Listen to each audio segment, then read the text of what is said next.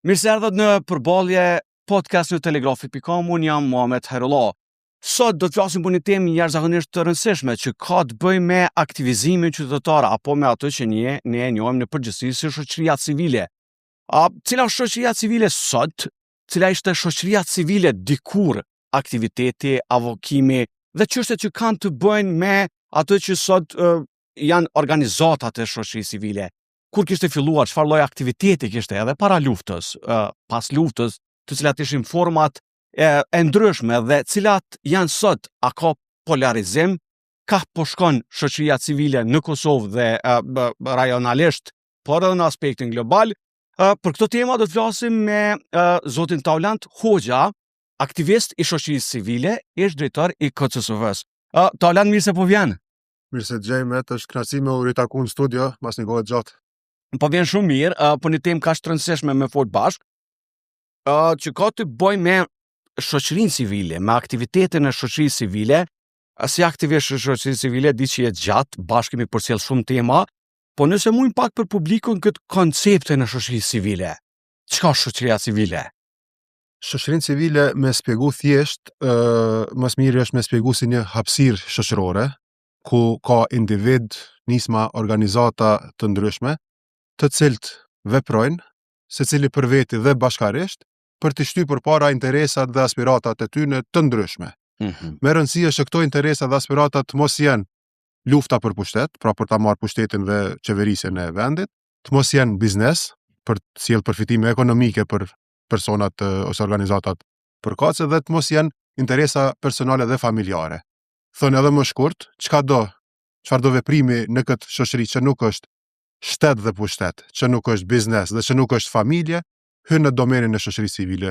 Aktivisti i shoqërisë civile je edhe ti si gazetar që kontribon për të vërtetën në këtë vend. Aktivist i shoqërisë civile është edhe një banor i një lagje që i organizon banor për ta pastruar lagje.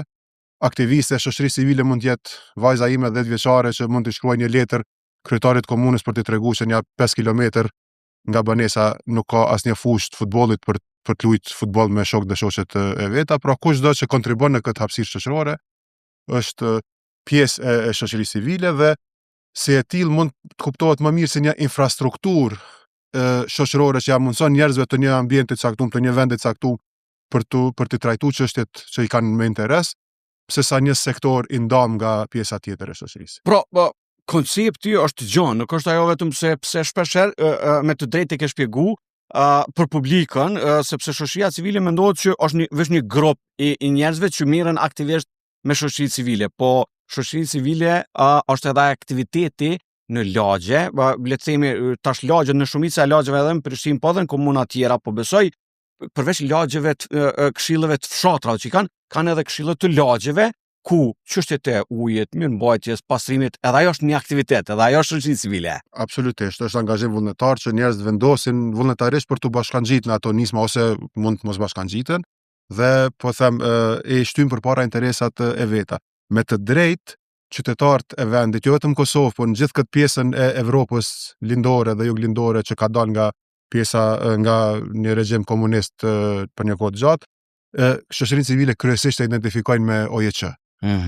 Sepse i tillë ka qenë sistemi i ndërtimit të shoqërisë civile këto 25-30 vite të fundit në gjithë rajonin tonë. Mirë po që janë vetëm një formë organizimit të shoqërisë civile, forma më strukturuar, më institucionale. Mirë po, siç e thash, shoqëria civile mund të jesh individ, mund të kesh nisma të paregjistruara, nisma jo formale, nisma shumë të kufizuara në kohë, e bën një aktivitet, një grup i aktivistëve dhe e përfundojnë arrin qëllimin e vet dhe më kurrë nuk takohen për atë qëllim, pra shumë diverse. Nëse marrim edhe e krahasojmë pak me etapa, Taulant, po besoj që ka pas aktivitet jo veç viteve të fundit, aktivitet të shoqërisë civile ka pas edhe para luftës, edhe në vitet të 90-ta, pasaj ka ardhur aktiviteti tjetër që pas pavarësisë, po besoj aktivitet tjetër, e sidomos pas shpalljes së pavarësisë, gjithashtu aktivitet tjetër, e pasaj të kjo etapa e sot me ku jemi sot. Nëse muj me rrumbullaksu kështu, sa mendon që këto etapat kanë ndryshuar edhe ka pas një farë zhvillimi të shoqërisë civile nga 90-tat, le të themi? si infrastrukturë shoqërore gjithmonë shoqëria civile është përgjigje ndaj rrethonave të kohës dhe i reflekton nevojat e kohës. Në vitet 90-ta është shoqëria jonë është përgjigje rrethonave të një okupimi klasik, të një apartheidi dhe nevojat kanë qenë për ta organizuar shoqërinë për mbijetesë. Si e tillë, në vitet 90-ta shoqëria e Kosovës e ka prodhuar një nga format më unike të organizimit të shoqërisë civile. Gati gjithë shoqëria kosovare ka qenë organizuar në formë të shoqërisë civile prej fundit viteve 89-90, po sidomos pas largimit kolektiv nga institucionet, nga puna e tjera në vitin 91 e tutje. Vetëm disa raste për t'i përmend, shoqata humanitare Nana Terez ka pas një rrjet të jashtëzakonshëm për shpërndarje të ndihmës humanitare, por shumë shpejt edhe të klinikave të vogla, pikave shëndetësore gjithandej Kosovës për t'i ofruar shërbime shëndetësore popullsisë. Si kanë qenë jashtëzakonisht të rëndësishme. Pas ka qenë Këshilli për mbrojtjen e drejtave dhe lirive të njeriut që i ka dokumentuar dhe i ka mbrojt viktimat e një dhune të papame sistematike nga regjimi serb.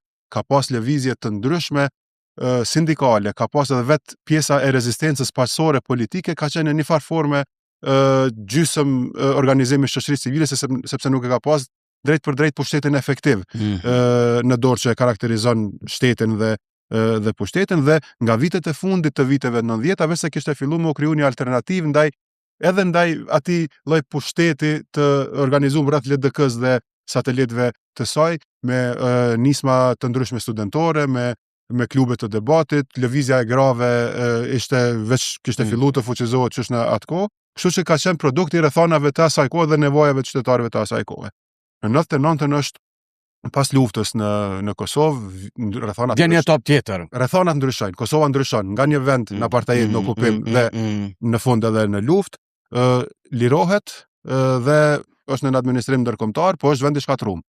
Rrethonat tani janë nevojë për rindërtim, ndihmë emergjente, pak bashkëtesë, pajtim sepse kishim dalë nga lufta dhe gradualisht fillimi ndërtimit të institucioneve, të drejtave të njeriut, dhe paralelisht ishte një infuzion shumë i madh financiar për ta rindërtuar Kosovën, në mungesë institucioneve të themeluara, që ishin ato rruga më e lehtë dhe më e shpejtë për t'i kanalizuar këto fonde. Dhe për t'i menaxhuar ato fonde. Për t'i menaxhuar ato fonde, për këtë arsye kemi një kështu shpërthim të numrit të OJC-ve në dekadën e parë. Pra, që atëherë ka qenë ajo, le të themi, shpërthimi i asoj që njihet organizata të shoqërisë civile kështu pak në konceptin më të madh. Po, në atë kohë edhe më ngushtë, organizata jo qeveritare si formë shumë e ngurtë e organizimit, që është pjesë si organizata e shoqërisë civile, po kryesisht organizata të regjistruar me një bord, me një strukturë më hierarkike, që është një model i cili nevojitej donatorëve për të kanalizuar fondet e tyre, sepse në fund ditës ata kërkonin raporte, kërkonin një farë sigurie për fondet. Dhe kjo kryesisht ka qenë ajo që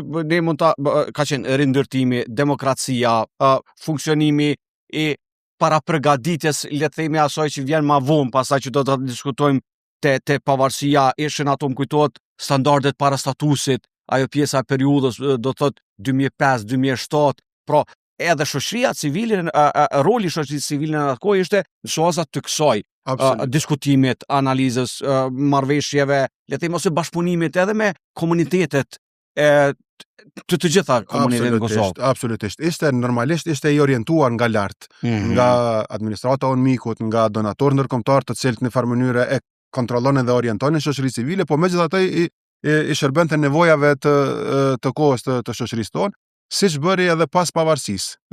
Menjëherë pas vitit 2008, edhe disa muaj ose 2 vite para shpalljes pavarësisë, sepse ishte e qartë se ka po shkon Kosova, organizatat veç filluan, ose një pjesë organizatat filluan të profilizohen në çështje të shtatndërtimit. Pra ndryshon pak konceptualisht. Nëse në vitet 99, 2000, 2002, 2003 ke pas një përfaqësues sekretar përfaqësues special të sekretarit përgjithshëm, që ka qenë autoriteti i fundit, mbreti i sistemit ligjor të Kosovës, tani e kishe një strukturë institucionale që ti mund të avokoje te ta për të shtyr përpara, po them, interesat, kauzat e ndryshme, dhe gjithmonë më shumë kemi organizata që fillojnë të merren me çështje të shtatndërtimit, të politikbërjes, të ligjbërjes. Dhe shumë shpejt e pam që duke ndërtu shtetin, po hapen edhe shumë vrimat të keqpërdorimit dhe të korrupsionit, kështu që është një periudhë ku pra lindjes e nevojshme sepse mbikëqyrja. Ti mund të ishe një biznesmen dhe po ballafaqohesh me korrupsion sistematik, dhe natyrshëm ti mund të angazhohesh në kauza të cilat e parandalojnë ose e luftojnë korrupsionin. Dhe në vitet, sidomos vitet 2010-2015, kemi shumë organizata të cilat fillojnë të bëjnë fushatat serioze të luftës kundër korrupsionit, qoftë duke propozuar ligje dhe politika, qoftë duke ekspozu afera korruptive, duke i mbajt zyrtar përgjithshëm, qoftë duke ndërtu sisteme transparente të raportimit të llogaridhënies. Dhe vim te kjo pjesë, dhe disa tema kanë qenë gjithmonë prezente, po e them, i përmenda drejtat e grave, ato kanë qenë që nga vitet 90, asnjëherë nuk kanë ra, sepse jemi shoqëri patriarkale dhe nevoja për të shtyr përpara ato tema. Dhe nëse mundim këtu pak pra ka ndryshuar talent pastaj edhe le të themi rrethonat, pra para 99-s, pas përfundimit të luftës, ndryshojnë edhe gjendja në terren, pastaj në bazë të gjendjes në terren dhe në bazë të prioriteteve që qeverit përkatëse, këtë rast si donator përmes edhe agjencive të tyre institucionale, kanë po fokusin ku duhet të fokusohen dhe kanë ndryshuar edhe temat pastaj. Patjetër, por çka ka qenë karakteristike, hajde mund të them deri rreth vitit 2020, nuk është që ka ndonjë datë preme, dhe që nuk është tani, sidomos këto 2 vitet e fundit, po them, është që fillimisht ka pas një konsensus për agjendat e përbashkëta. Shoqëria në përgjithësi, shoqëria civile, politikant, shteti, bashkia ndërkombëtare që i kemi pas alat, të gjithë janë pajtu për rrugën e Kosovës drejt Bashkimit Evropian, forcimit të standardeve demokratike, drejtave të njeriut. Pra një pajtim gjithë nacional. Nuk e pas kundërshtar, më shumë kanë qenë mënyrat se si duhet të arrijmë te disa qëllime, mirë po qëllimet kanë qenë të pranume dhe të përqafume nga gjithë, dhe ka qenë një lloj kuptimi që kjo rruga drejt prej tranzicionit në një shoqëri të zhvilluar demokratike është në një rrugë që ka vetëm një drejtim përpjet. E qartë. Tani, sidomos këto 2 vitet e fundit, po kjo ka fillu, hajde po them, prej pandemisë e këndej, ka shumë sfidim. Ka shumë agenda konkurruese. Nuk është patjetër kjo agenda progresive shoqërisë civile, e cila nuk sfidohet nga askush. Atëherë ka qenë shumë më lehtë që të jetë top down, domethënë të gjithë së bashku, por nëpërmjet financimit donatorët e kanë ndikuar agjendën e shoqërisë civile.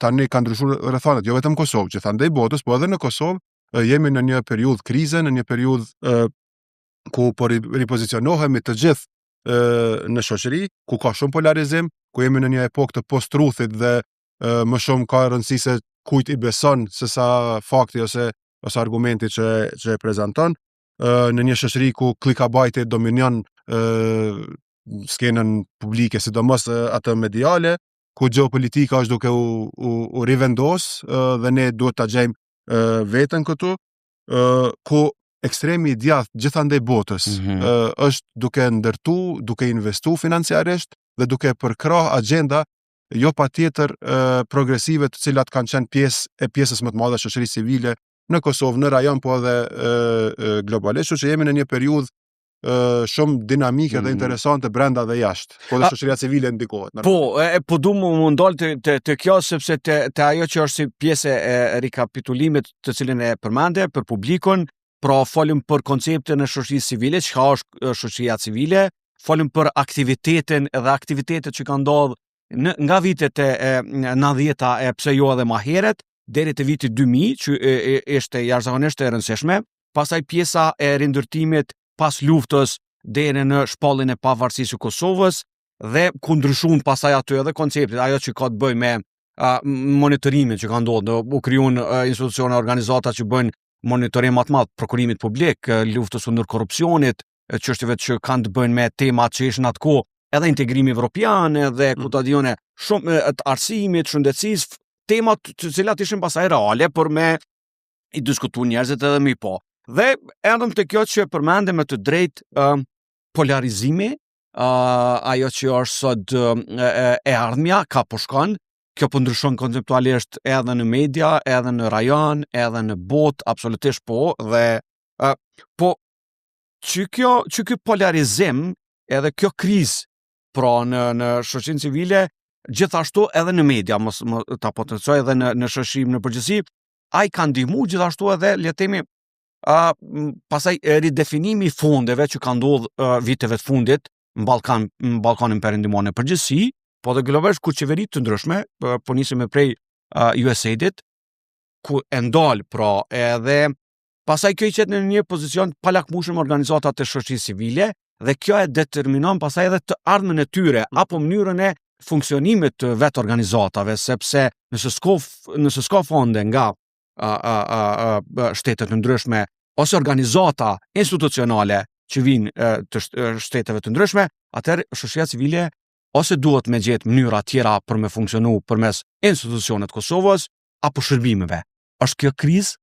Është krizë, nuk është vetëm Kosovë, është krizë globale, sidomos pas ndalimit të fondeve të USAID, sepse ka qenë një aktor shumë i rëndësishëm i financimit, por edhe donator tjerë, lufta në Ukrainë për shembull ka tërhequr shumë fonde dhe që kanë shkuar siguri dhe e përmendë gjeopolitikën. Pas përfundimit luftës në Ukrainë, kur do të përfundojë ajo, me siguri edhe më shumë fonde do shkojnë në rindërtimin e Ukrainës. Kështu që ne ndikohemi nga dhe te Gaza tash, njëjta situatë, sepse në fundit donatorët janë ata që janë, nuk është që ka shumë donatorë gjithandej botës. Pra, krizë ka.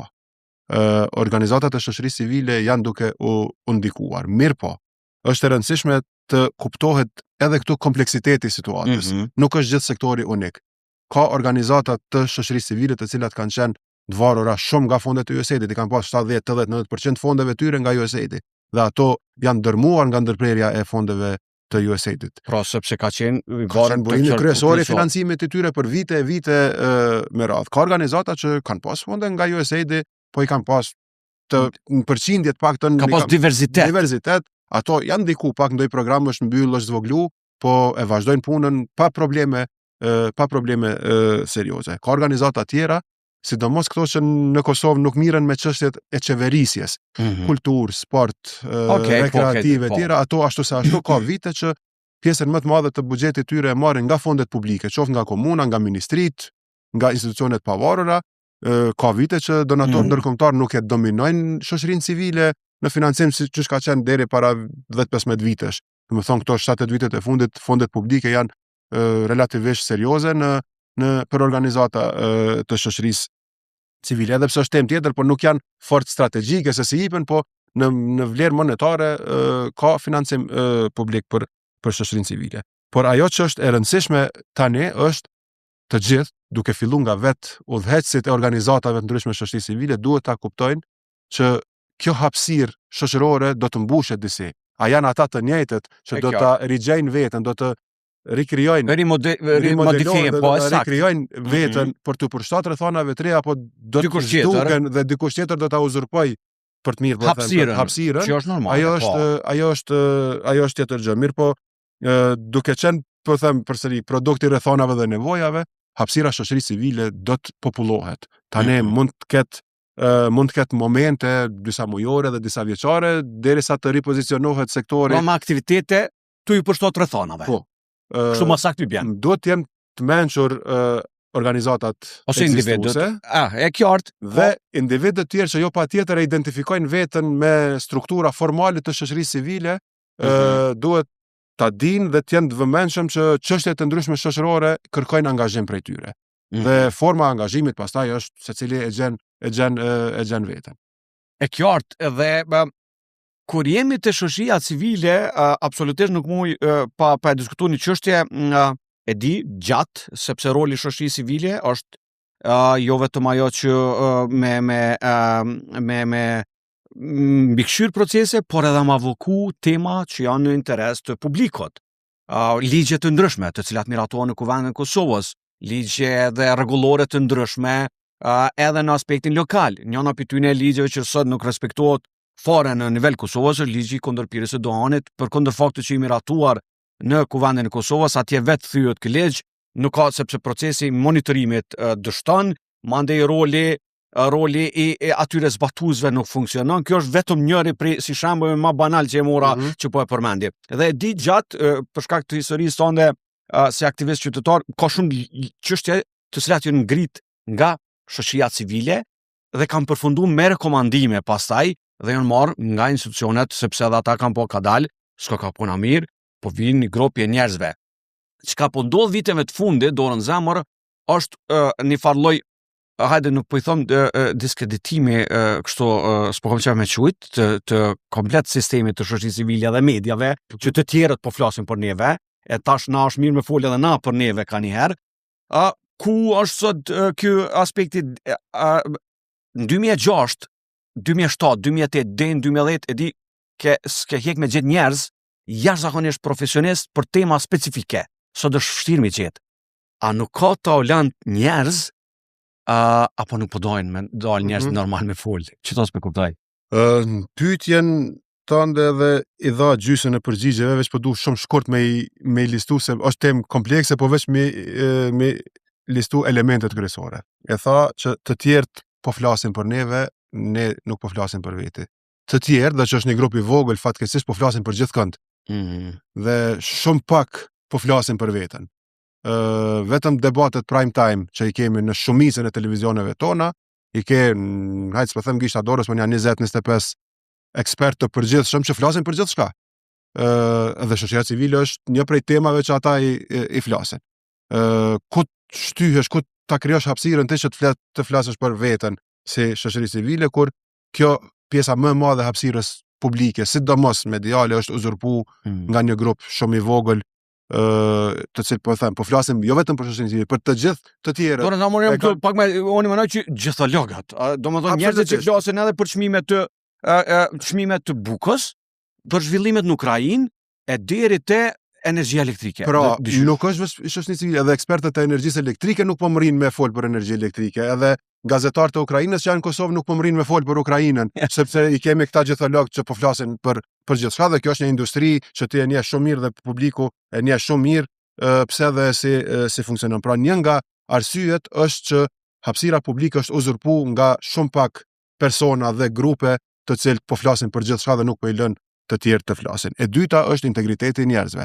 Shumica e njerëzve me integritet profesional dhe personal e kanë pak problem që të bëhen pjesë e një cirku mediatik ose agjendave të ndryshme, dhe nëse një herë, dy herë, tri herë e provon dhe e sheh që ti po kesh përdoresh nga këto agjenda, jep një deklaratë dhe deklaratë prehet në gjysmë dhe transmetohet këtë jashtë kontekstit, të ftojnë në një emision, mirë po kërkesa është që ta godasim dikënd ose të mos guxojmë të flasim për dikë tjetër, gradualisht ti largohesh sepse nuk ke fuqi për të kontrolluar këto pjesë. E treta ka të bëj me punën e shoqërisë civile që ndodh në sisteme shumë jo interesante për publikun.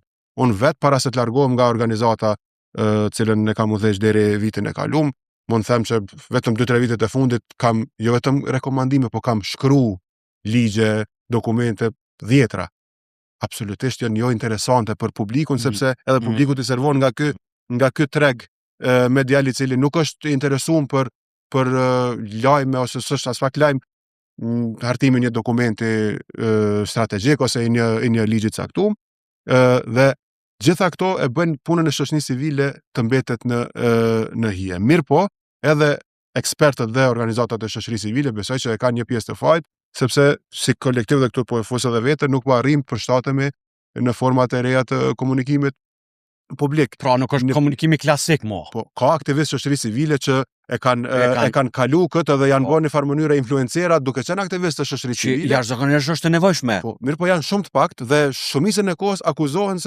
se i shërben po dalin jashtë shoqërisë civile, ti domethënë edhe pritet shoqëri kemi krijuar që ti nëse je udhëheq si një organizatë, ti duhet me qenë me raport statik dhe vetëm me dalë pajtona, domethënë është mendsi pak më është mendsi pak që i ka kalu nuk është koha. Po, e vërtet. Çka po du me thonë është që dhe normalisht edhe në shoqëri civile ka njerëz me agjenda.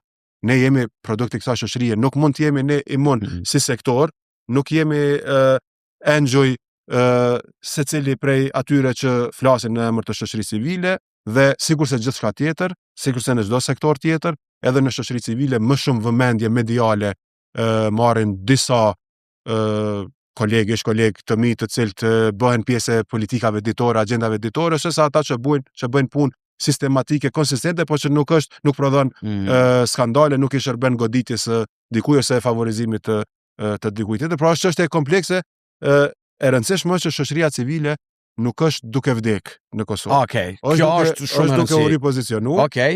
Dhe për herë të parë mund të them këto 3-4 vitet e fundit, që nga vitet 90-at para luftës, ka gjithmonë më shumë, edhe pse jo mjaftueshëm, nisma nga poshtë lart, që nuk dirigjohen nga donatorët, që nuk dirigjohen nga organizatat e mëdha, por janë shumë burimore, shumë të pranishme nga vetë baza komuniteti i cili e ka një problem caktuar dhe do me shty përpara një temë caktuar. E the këto shumë mirë që shoqëria civile po du me ripotencu për shkak të publik, që është shumë e rëndësishme, sepse shoqëria civile mund të kritikohet, po ka pas një rol jashtëzakonisht të shumë të mirë në Kosovë, në ngritjen e çështjeve, në adresimin, në lobimin, me gjithë unë i them ato kryesisht mirat, po rrugës ka pas natyrisht i diskutuam na edhe agenda ku ta dione, po sot edhe vazhdon të kenë, po sot publiku i dallon, sepse sot publiku ose gjeneratat e reja janë, domethënë jemi të folë për 18 vjeçarë që kanë lidh viteve të fundit,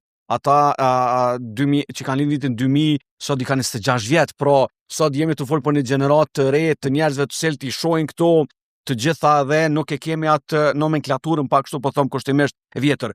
Zakonisht e fundi na ka shkuar shumë shpejt kjo pjesë, shpejt 5 minutat e fundit kom qep me perspektivën të ardhmen, sepse e analizum, ja dham analizën, situatën, gjendja, etapat. Një pyetje para se me shku te e fundit që ka të bëj me si e shet të ardhmen, e shpjegove pak, po nashta pak me përqua edhe një mesazh që s'bën monar, na do të migra punëve. Donatorët, jënë përmen shumë donatorët cilët janë kryesisht në Kosovë, tash pre e di, edhe Bashkimi Evropian, mos hin hak, shtetet të ndryshme të Bashkimit Evropian, po edhe shtetet bashkuara të Amerikës, e madje edhe te Japonia. Kush janë, nëse muj mi po të shtu, kush kanë qenë historikisht donatorët kryesorët në Kosovë për vite? Këto që i përmende kanë qenë më të rëndësishmit për gjatë 25 viteve të fundit. Bashkimi Evropian, USAID, qeveria Suedis, qeveria Zvicrës, qeveri të ndryshme të Britania Madhe deri vonë, para disa vitesh është tërheq, jo vetëm nga Kosova, por nga shumë shtete tjera, Danimarka, Luksemburgu, e tjerë. Bashkimi Evropian me qeverinë e Zvicrës dhe të Suedis, besoj që nuk kam dhëna këtij viti, po besoj që janë donatorët kryesor aktualisht dhe këto vitet e fundit në shoqëri civile, të paktën edhe për disa vite, tani edhe atje agendat ju ndryshojnë, sepse varësisht kush është pushtet në ato shtete dhe ndryshon edhe politikën e zhvillimit, këtë development aid, këtë ndihmë zhvillimore për vende tjera, po Kosova ka qenë në farë mënyre ka pas fat në fatkeqësi, duke qenë ende vend në krizë dhe i pa konsoliduar, ka mbet në listën e shumë donatorëve, përderisa Shqipëria për shembull duke avancu drejt BE-s është largu prioriteti disa donatorëve. Kosova është e mirë, kjo është edhe e keqe sepse e them të drejtë. Nëse zhvillimi është i vërtet, është mirë, sepse ti synon për me u zhvillu dhe mos pas nevojë për ndihmë. Nëse zhvillimi kamuflohet, atëherë bëhet vërtet. Kur e përmendet te qeverit, nuk po duhemi mos me harru dikon, e di që unë kur po themi Bashkimi Evropian janë të gjithë aty, është Gjermania, është Franca, e thash shteti japonez që ka pas projektet me gjaj, kanë projekte të ndryshme, Gizi, USAID, SIDA, Kanada, e shumë projekte tjera. Për fund, mesazhi për me përmbyll. Sa i kam, 1 minutë? Po? Kështu, e para që ka po du me thonë është shoqëria civile nuk vdes pa fonde, shoqëria civile vdes pa qytetar dhe pa angazhim qytetar. Edhe asnjë fond mos me pas, nëse qytetarët angazhohen për vete dhe për rrethin e tyre, shoqëria civile do të jetë aty, në formë tjetër nga ajo që është sot. Çka duhet bëjmë ne është ta rikthejmë pronësinë, të vazhdojmë ta rikthejmë pronësinë në një proces i cili ka nisur vitet e fundit, po të bëhemi shoqëri civile e cila vjen nga poshtë. Dhe për këtë duhet luftojmë për hapësira qytetare dhe hapësira fizike, hapësira të komunitetit, salla për të taku, cilat janë minimale, gati se nuk ekzistojnë në Kosovë. Duhet luftojmë për fonde vendore, publike, nga bizneset, nga personat e pasur që tash e kanë kaluar, kanë bërë milionin e parë, që nuk duhet pyesim për atë milion dhe ndoshta mund t'ia kthejnë kësaj shoqërie pak pasurinë që e kanë, dhe sidomos për legjitimitet.